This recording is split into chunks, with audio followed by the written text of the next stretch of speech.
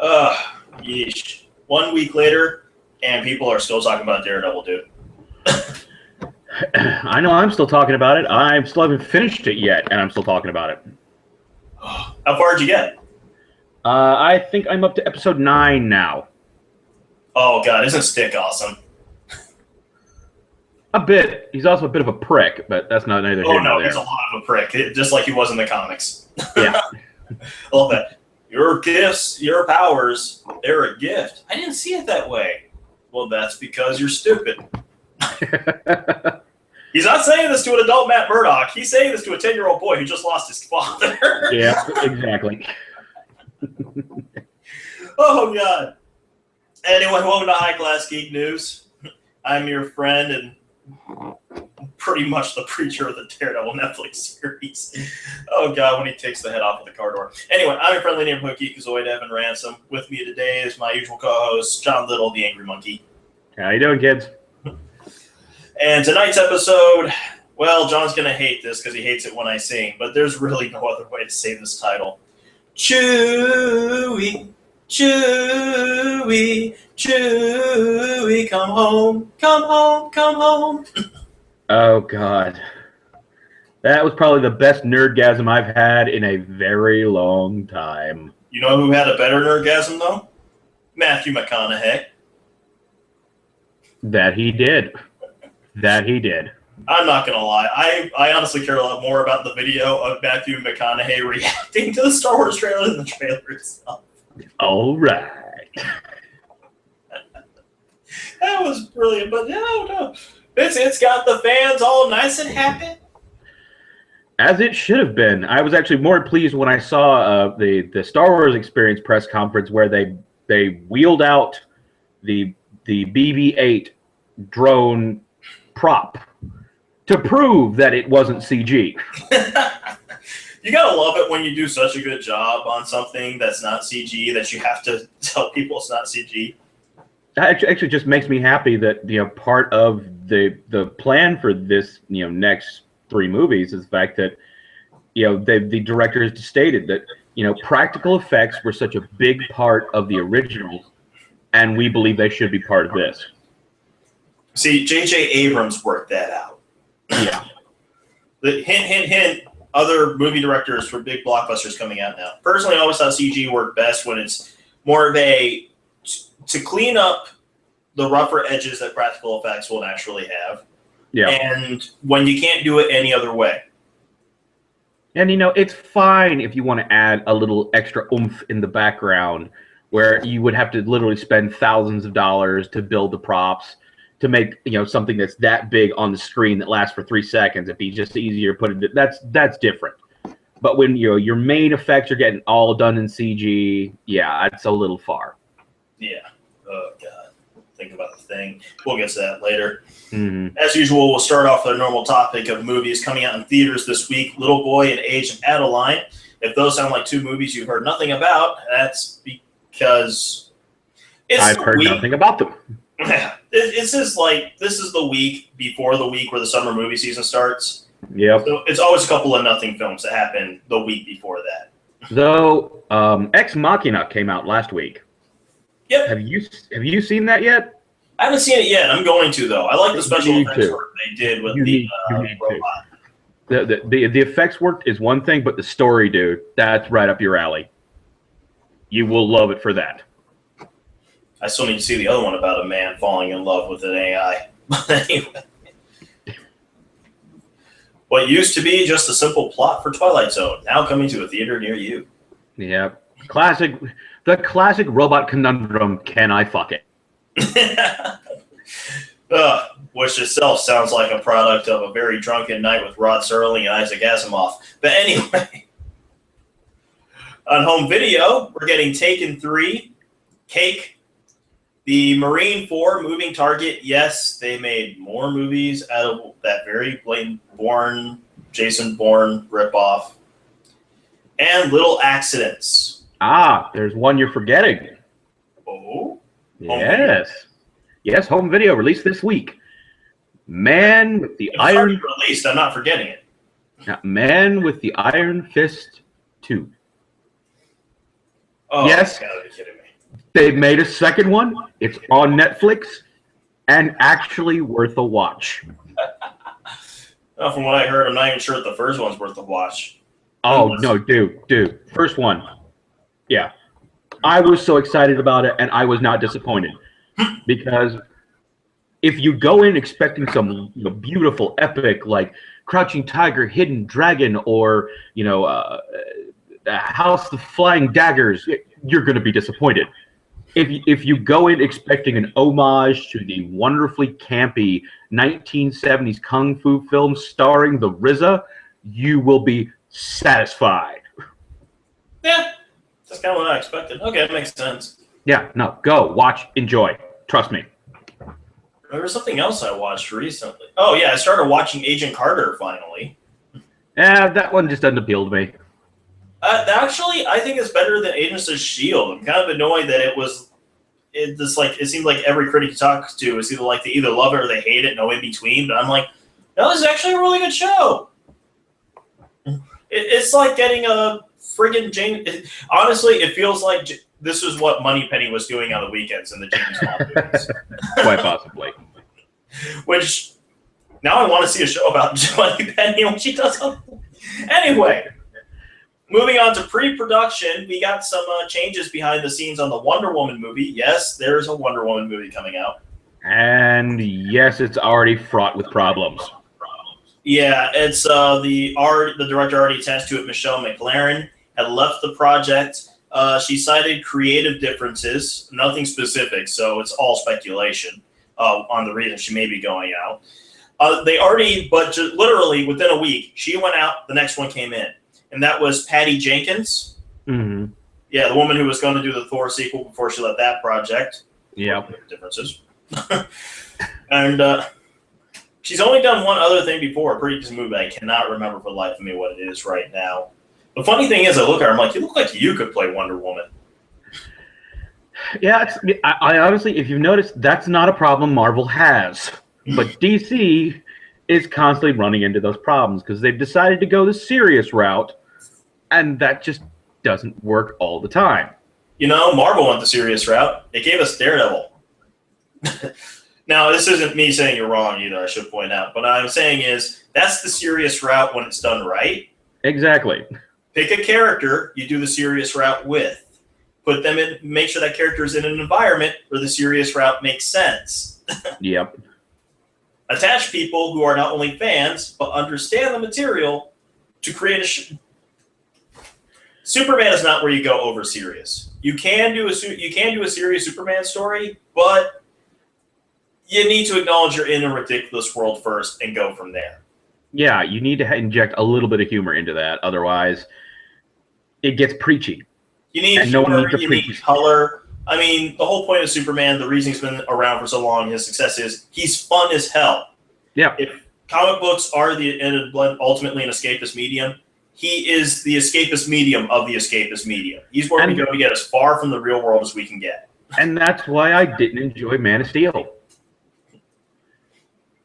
It took itself way too goddamn seriously.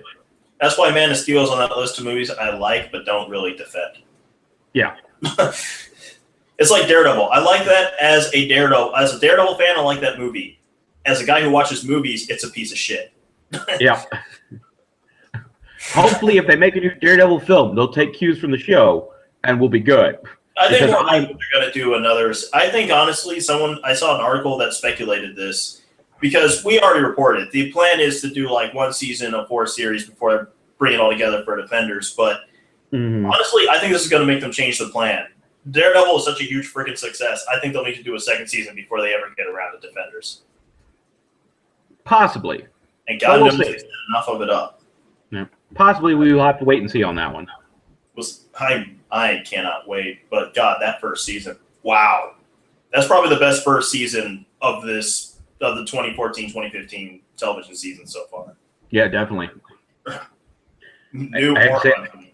I love the couple episodes that were very, Kingpin heavy and more about exposition of his character. I think those are my favorite episodes. Well, just Vincent D'Onofrio's performance as the Kingpin. I mean, that as well. But just the exposition they went into, where it really showed a lot more of the character and turned him into an anti-hero, which really made me happy. Yeah.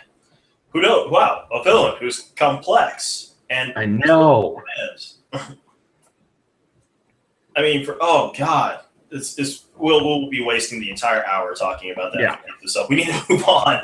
We got casting news for X-Men Apocalypse. We have a Psylocke, Olivia Munn. And nerd boys everywhere just cream their pants a little. I don't know how I feel about this personally. Not my ideal casting job, but I'm going to go into it with the same kind of reservation I went in with Ben Affleck playing Batman. I'm going to wait for it to fall on its face and then say, I told you so.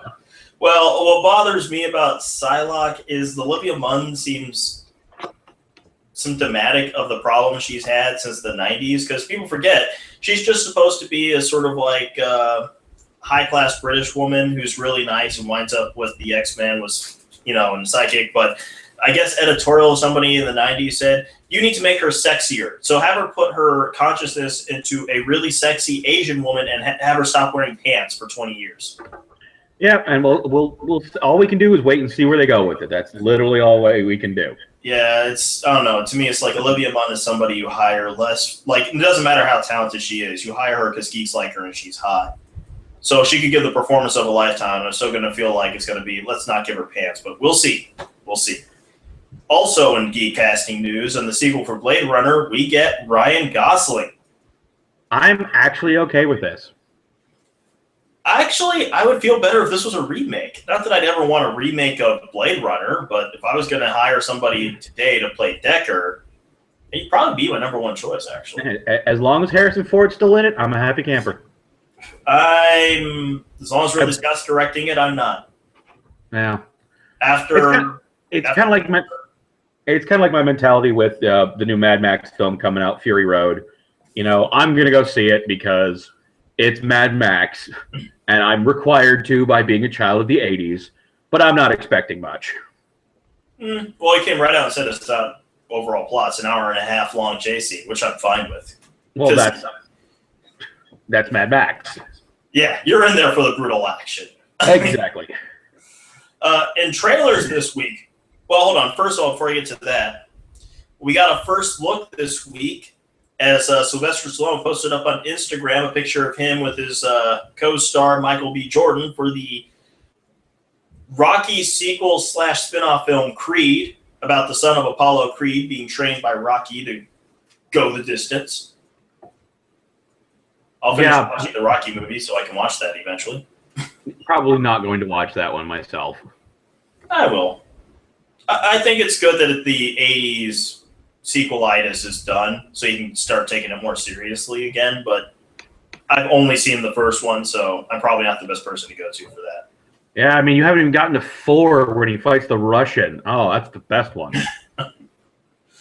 Well, the problem is the first one is so good. There's this, already it's one of those things where if it was 30 years ago and I watched it for the first time, this is so good, any sequels can only go downhill.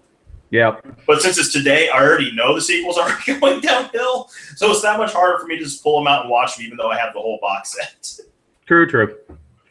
But speaking of Michael B. Jordan, as we move on to the movie trailers that came out this week, as we know, he's playing he is playing the Human Torch in Fantastic Four. Yeah. For the first time ever, I forgot his real name. I just remember the Storm. Johnny Storm. There we go. He's playing Johnny Storm. It is confirmed that the father is black, which makes the casting of Kate Mara as his sister Sue that much more confusing to me. Yeah. Since black people do not generally genetically create very Caucasian looking women. Hey. Generally. Michael Jackson made some white babies.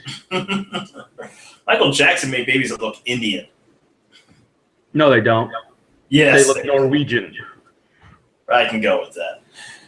But yeah, the Fantastic Four trailer came up today. I feel like it was done by Warner Brothers.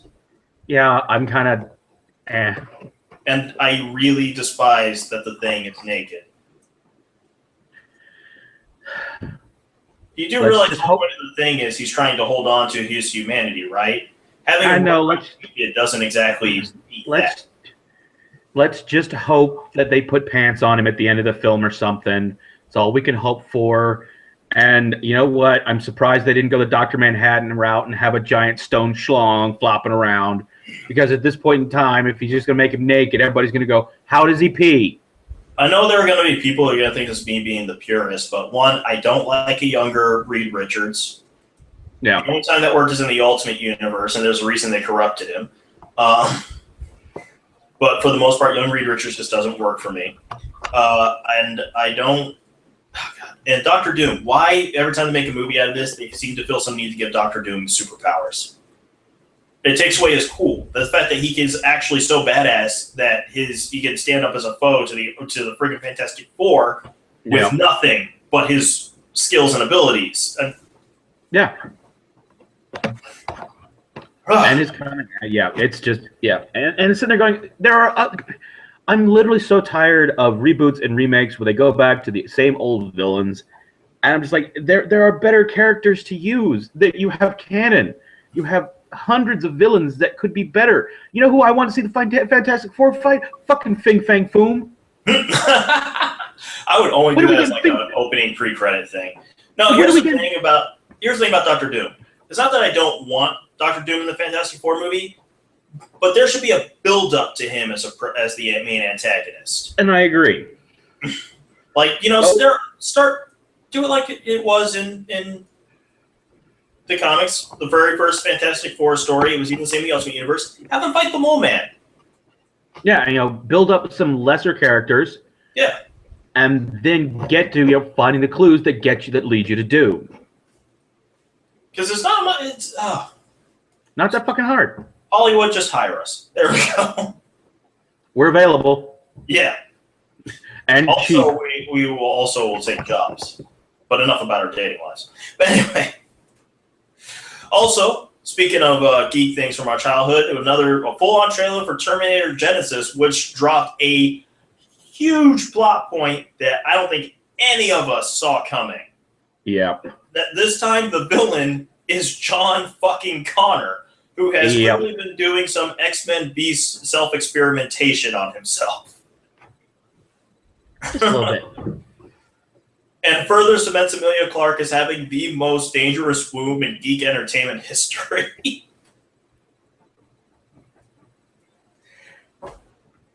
Can't argue. Yeah. It's like everything that comes out of that woman's reproductive system is like apocalyptically deadly.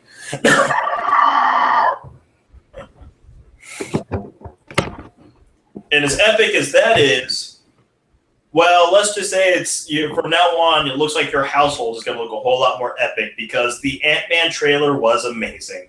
I'll even agree with that one. That was enjoyable. God, did it not remind you of when Honey, I Shrunk the Kids first came out? They took what is this normal stuff that's all over your household and just made it look epic by the sheer scale of it. Absolutely. And I'm actually looking forward to that one. I think it'll be truly something awesome. And of course, my favorite bit in the trailer. That's right. My days of breaking into places and stealing stuff is over. So what do you need me to do? I want you to break into a place and steal some stuff. I'm okay with this. Yeah, I should have expected that. And it's also sticking to comic book movies. We got our first actual official trailer for Batman vs. Superman: The Dawn of Justice. Say what you will about the movie. God knows the trailer's actually pretty good. I like the image of the Superman statue with the Go Home spray painted on it. I'm going to assume that won't be in the movie that was just made for the trailer. I did like the brief shots of Ben Affleck as Bruce Wayne. I still have no faith in the movie, but the trailer looks nice. It's a pretty trailer. The more I watched it, I'm just like, yeah, really not going to enjoy this one. I mean, I'm sorry. Batman doesn't look at somebody and goes, "Can you bleed?" No. That is not a Batman line. Under the right circumstances, yeah. Especially Superman. I have comics where he says things like that. You know as well as I do. It's called The Dark Knight Returns #4.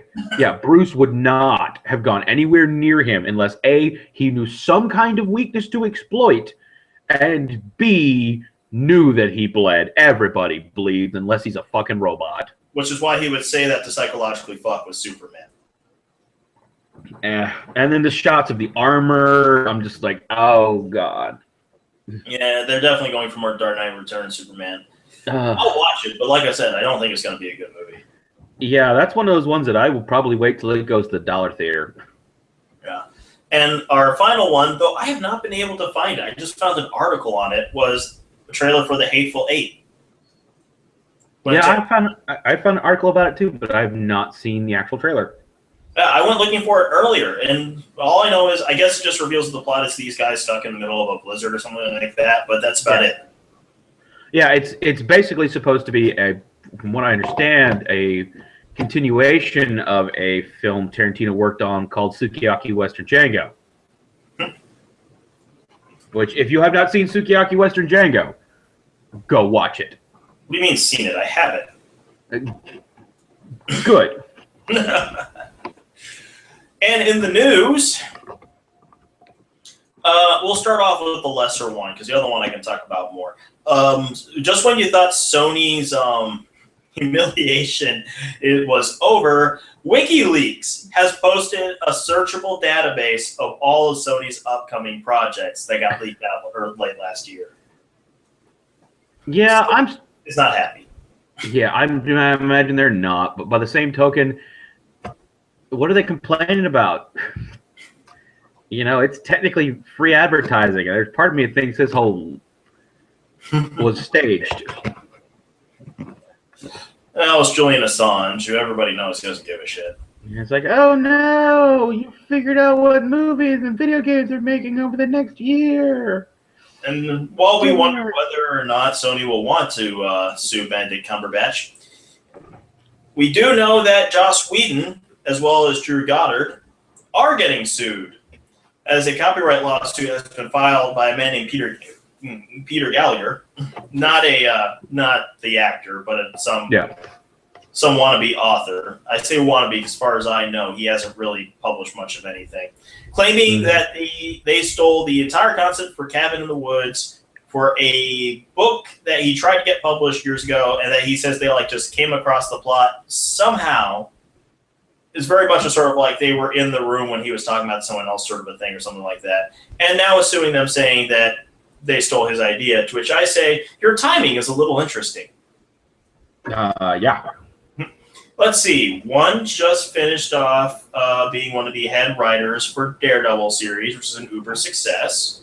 Mm-hmm. The other one has a big, probably the most anticipated film other than Star Wars of the year, about to come out in less than 2 weeks. And that movie's been out for, 5 years now? Yep. You have 5 years, not including the time it was just being advertised, or there was trailers, or it was in pre-production. 5 years to say something, and now you decide it's time to sue. Well, in his defense, he might not have watched it until now. But surely somebody he knows would have said, hey, dude, remember that book you wrote a couple of years ago or tried to get published? This is it, man. You got to go see it. Of course, that would also mean he has really shitty friends, none of which actually read his book. Yeah.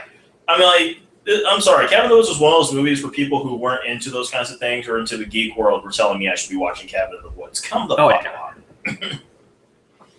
on. So, moving on to television. Only a couple of them are kind of geek-worthy, I guess, for home video, which is the second season of The Musketeers and the complete second season of Teen Titans Go, for those who want to torture their children. In renewals and cancellations, we kind of got a little bit of both with the series I hate called Constantine. The rumor mill was that it was canceled, but it has not officially been canceled, hasn't officially been renewed yet. All we know is that the people working on the show were called in by NBC to pitch a second season. No, that just means they haven't figured it out. Yeah, pretty much. It's like, let's see where the show is going. My guess is the only thing keeping it going now is just the very, very... Oh, is this the fans constantly talking about on Twitter and shit? That's the only thing keeping it alive. It doesn't have the viewership, really. If it gets a second season, I doubt it will get a third season. Probably not. It's like I said, I hate that show. John Constantine is my all-time favorite comic character. I know.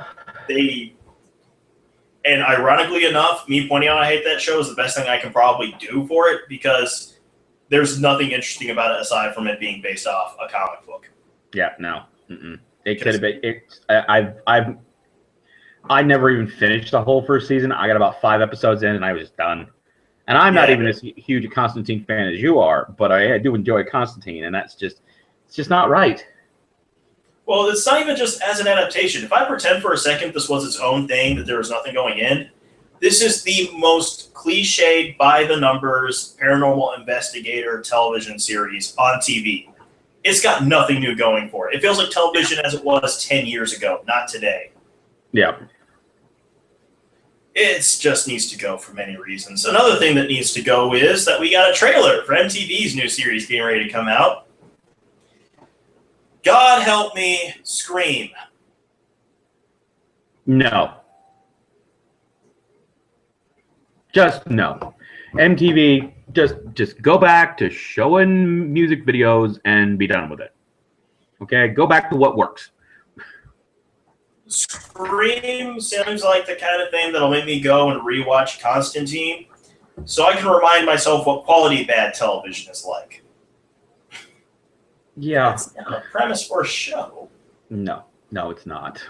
It was barely a premise for a movie franchise. But yeah, let's not even go there. Moving on. Moving on. In the news, it looks like some kids, a new generation of children, will be exposed to Doctor Who. It has been confirmed that Disney XD will be showing episodes from the David Tennant seasons. So, more Whovians, join the throng. Yeah, continuing debate over whether or not Doctor Who is still technically a children's show. Nothing that introduces Captain Jack can be called a children's show. That's all I have to say to that. Well, not moving on. I'm going to go.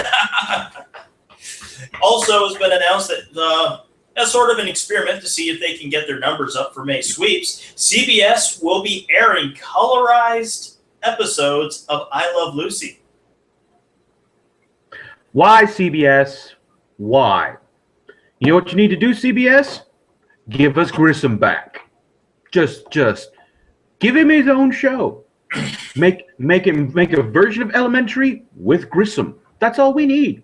Just like all about him and what's her name and what their married life is now, and he won't stop solving crimes. Exactly. They're just a crime-fighting duo. It's like Bones with less humor. So Elementary, no. Anyway. Hey, now Elementary's funny. I enjoy Elementary. I'm not gonna lie, I actually like that show. But I don't know. I'm okay with this. I say a new generation of kids needs to get to know I Love Lucy. I agree. They're gonna watch this if it's in color. Yeah, I'm just sitting there going, is that all you can think to do is colorize I Love Lucy? I mean, really? Well, to me, my thought going is, do you really think that's the best show to show to the modern audience to get them into some of your classic TV? Yeah, no, it's not. Yeah. But on the other hand, at least they can just show the best episodes, so they got that going for them. True. Speaking of how people are still talking about Daredevil, it turns out it has made the list last week as the second most pirated show on the internet. Game of Thrones being number 1. Yeah. Still, just as simultaneously like the best and worst thing that can happen. But what makes it really hilarious is just how completely unnecessary it is to pirate that show. I mean, if you don't have Netflix, you know somebody who does, and chances are they're more than happy to give you their password info. Yeah. Or maybe you don't. And you know what? It's just easier to BitTorrent or to stream it. Or as somebody else pointed out to me, you could just create a bogus email address so that you could use the 30-day free trial. Exactly. And binge watch the hell out of it. Yeah.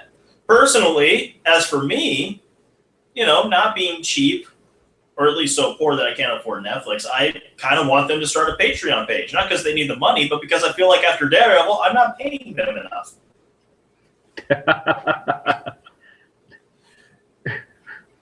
See, I really wish... Okay, I have Hulu Plus as well as Netflix, right? Now, one of the things that bothers me about the fact that I have Hulu Plus is Okay, I'm paying for this service. Get rid of the commercials. Just don't give them to me. I'm paying. I do need to sign up for HBO Now, though. How was that service, by the way? I know you have it. They need to work on the streaming. It's very slow, very choppy. But since this is something just starting, it seems like something they'll fix over time because they're they give a shit. Yeah, but they probably weren't. I'm enjoying it. I mean, you're not being inundated with ads, and you don't just get their television shows and their specials. Also, any movie they currently have on their block is available to you whenever you want to watch it. Sweet. Yeah. So there's like movies I can't watch on Netflix now that I can watch whenever I want. So I'm good with that. Also, speaking of Marvel, our last bit for television, 12 Years a Slave screenwriter has been tapped on to work on a TV project. We don't know what it is. We know it's an existing superhero. They say it's a reimagining, but he will be the one more or less in charge, or at least writing scripts for it. This is, now for anybody who's wondering, oh God, they're trying to Oscar it up or get snooty on us, you should keep in mind, this is a guy who has done comic book TV before. He was one of the writers on Static Shock. He's done episodes of Justice League. He's got pedigree. That just makes me wonder what character they're doing a show on now. I'm curious about that too. The way the pattern seems to be, my immediate guess would be one of the black characters, but do you think they're doing Brother Voodoo? It's a little too obscure. I doubt it. I would watch the fuck out of that. Ooh. Maybe they're making a Deadpool show to tie in with the movie. Doesn't seem like his cup of tea. Black Panther? They already got the movie set up. Yeah, they got the movie set up. If I were to take a guess, it'd be somebody who has some kind of ties to the Avengers. White Tiger? No, he's not an Avenger. He's always been street level and just teamed up with Spider-Man. No, it's gonna be Spider-Man. I don't think it's Spider-Man because they also have him tapped on for movies. Yeah, but they haven't had him tapped on for a good one in a while. No, they're saying they're getting ready to do it as a movie series again, and he may have an appearance in Avengers. I don't know. We'll just have to wait and see. Speculation abounds. Anyway, moving on. We don't have any news for video games. We just have releases, and the releases are kind of shit because apparently they're going through the same thing movies are. Shovel Knight, Kalimba, Mario Kart DS, Dungeons 2, and this is for Apple Time, so I guess it's something you play on your watch. Watch Quest Heroes of Time. Okay. Yeah, so that's it. Fortunately, I got more stuff to talk about with comics. Our suggested single issues to this week are Samurai Jack number 18, because Samurai Jack. Star Wars number 4, because Star Wars. I fucking know why. Amazing Spider-Man number 17.1. Not because there's any major story going on, but this is sort of like whenever they add a decimal point to the numbering, this usually means they have like their own sort of like special story they're doing month to month. And in this case, this is being written by old school Spider-Man writer Jerry Conway. And I can honestly say, unlike most guys who used to do things back in the 60s and 70s, this guy's writing has evolved with the times. I read the first issue he did of the story. Solid. Fucking solid. The Unbeatable Squirrel Girl number 4. The title. Squirrel Girl. Well, because she's fighting Galactus finally. Money's still on Squirrel Girl. Yeah. Lazarus, number 16, because as I described to somebody else, if Saga is a series by somebody who has mastered the art of world building, Lazarus is Greg Rucka proving he's perfected it. Yep. Postal, number 3. Took me 3 issues before I started suggesting this, about a town made up entirely of criminals where the only rule is don't commit a crime because we don't want to rock the boat. And someone's been murdering people. Okay. That actually sounds interesting. Yeah. Valiant's Divinity, number 3 of a 4-part series about a cosmonaut who comes back with godlike powers and brings miracles to the world and how the said world reacts to it, particularly the Valiant universe. Also, number 304, and also from Valiant, is Ivar Time Walker, which takes all those wonderful stories about traveling through time and makes them fun. Actually, it's number 404, not 304. And finally, as I mentioned, what Miss Moneypenny does on the weekends, Ed Brubaker decided to take that idea a little more seriously to give us Velvet, and issue number 10 comes out this week. Which, if you're not reading that, oh god, that is one of the best, espionage comics I have ever read. Speaking of which, later on this year, they're releasing the entirety of S.H.I.E.L.D. as an omnibus. Can't wait for that. I know that'll make you happy. Dude, it's Jim Steranko. Graphic novels this week are, for those suggestions, we got Harvey. This is a long title, but when this is done, you might agree. You might have to, if not buy it, at least look into it. Harvey Kurtzman, the man who created mad and revolutionized humor in America. That's a hardcover at $34.99. Ed Brubaker's Criminal, Volume 4, trade paperback, a reissuing of that, coming out at $14.99. Mark Miller's miniseries MPH, coming out in trade paperback, also for $14.99. Another new printing to help get you ready for Secret Wars, or just because this is solid comic booking. It's from the 90s, no less here.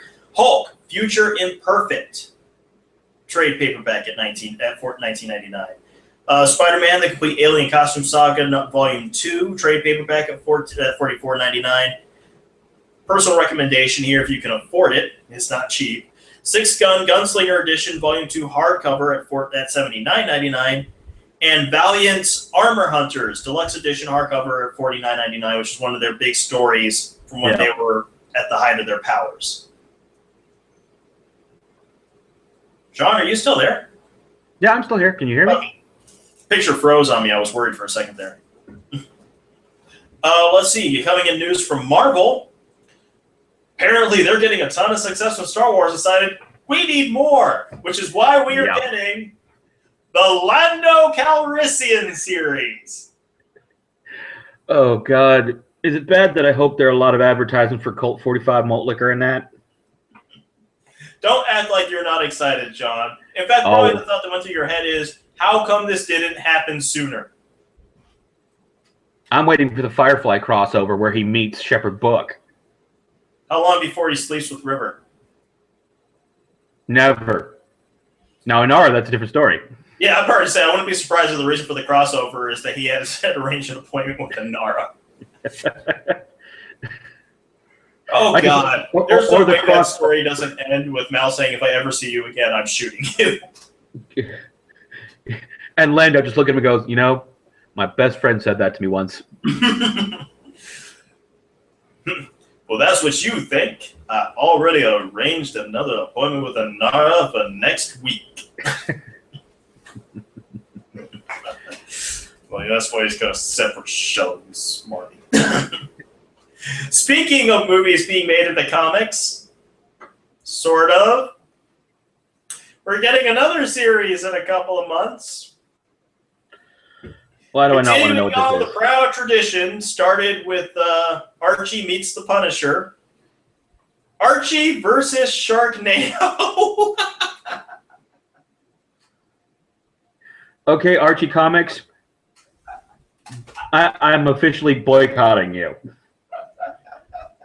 It's like they said, it's like they came to the conclusion that Happy Days was too old-fashioned and went, they jumped the shark. What can we do? We're going to jump the Sharknado, motherfucker. Oh, God. Seriously, Archie Comics, you have nothing left. Just release that death rattle and calmly start to decompose. That's sadly not true. Considering they got two of the biggest names restarting Archie pretty soon, that's actually going with more modern art, and that their horror books are actually really good. Yeah, I don't care. Death rattle, start to decompose. Enough said. But it would just rise up and eat brains like they do in Afterlife with Archie. And speaking of death, it is that time again. This week we mourn the loss of Percy Sledge, age 73. If you don't know who that is, Shame on you. Maybe you would remember a phrase. It went something like, "When a man loves a woman." Where Don't do would that, the Evan. 80s be without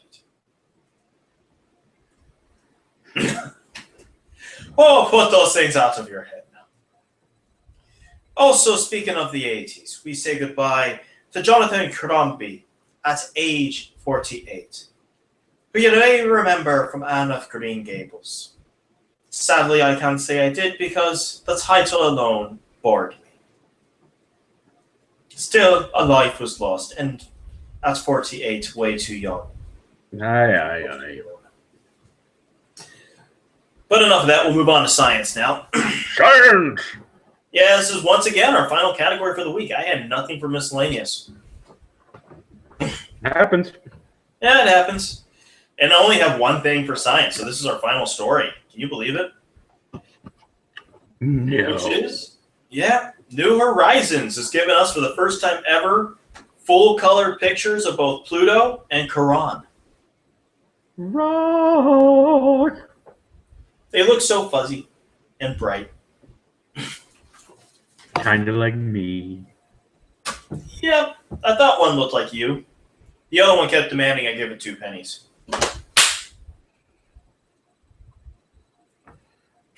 That look alone made it all worth it. And look, the screen froze on that look again. Not even gonna go there.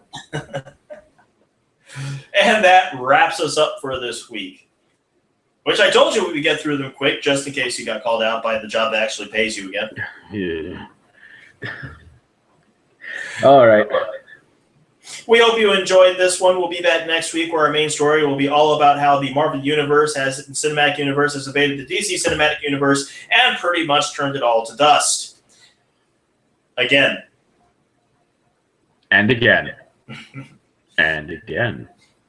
And in the meantime, we'll be back again next week as we always are at Sunday at 9 o'clock Eastern Standard Time. 8 o'clock if you're living in Iowa where John is. Where your only solace is that the drugstores sell alcohol. Now, everywhere sells alcohol. That makes Mr. Herbert real happy. Yeah, and you say the shit I do is creepy.